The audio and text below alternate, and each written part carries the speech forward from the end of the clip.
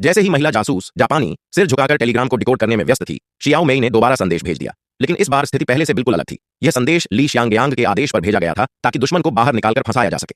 जापानी महिला जासूस चुईहुआ वाकई जाल में फंस गई। वह तुरंत अपने सैनिकों को लेकर सिग्नल के पीछे निकल पड़ी। जब डायरेक्टर सॉन्ग बियो को इसकी जानकारी मिली तो वह समझ गया कि यह एक चाल है और वह भी अपने आदमियों को लेकर मदद के लिए रवाना हुआ। लेकिन तब तक बहुत देर हो चुकी थी।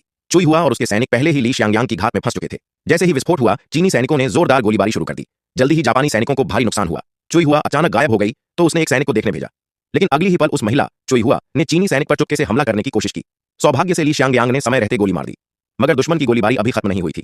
डायरेक्टर सॉन्ग बियो अपनी सेना लेकर पहुंच चुका था। जैसे ही दुश्मनों की बड़ी संख्या सामने आई, चीनी कप्तान ने तुरंत अपनी टीम को पीछे हटने का आदेश दिया। दाजुआंग को आदेश मिला कि वह पहाड़ी से शियाओ मेई की वापसी की रक्षा करे। इसी दौरान उन्होंने देखा कि सॉन्ग बियो ने चारों ओर से घेराबंदी कर ली है और कप्तान की टीम खतरे में है। इस पर शियाओ मेई ने चतुराई से जापानी भाषा में जोर से ली शियांगयांग पुकारा, जिससे सॉन्ग बियो को लगा कि चुईहुआ उसे बुला रही है। वह तुरंत अपनी सेना को इशारा करके उधर भेज देता है। इसके बाद शियाओ मेई ने वायरलेस सेट दाजुआंग को देकर दुश्मन को विपरीत दिशा में ले जाने का प्रयास किया। जब सॉन्ग बियो पास पहुंचा तो उसने समझा कि उसे धोखा दिया गया है। यह तो दुश्मन को गुमराह करने की चाल थी। उधर ली शियांगयांग को भी शक हुआ और वह अपनी टीम लेकर पहाड़ी की तरफ दौड़ा। लेकिन तब तक शियाओ मेई दुश्मनों को गुमराह करते हुए एक खाई क्लिफ में जा पहुंची थी। उसके पीछे जापानी सैनिक आ रहे थे। जब उसे यकीन हो गया कि अब बचना मुश्किल है तो सॉन्ग बियो ने चुईहुआ के बारे में पूछताछ शुरू की। शियाओ मेई जानती थी कि दुश्मन के हाथों में गिरने का मतलब है मौत से बदतर स्थिति।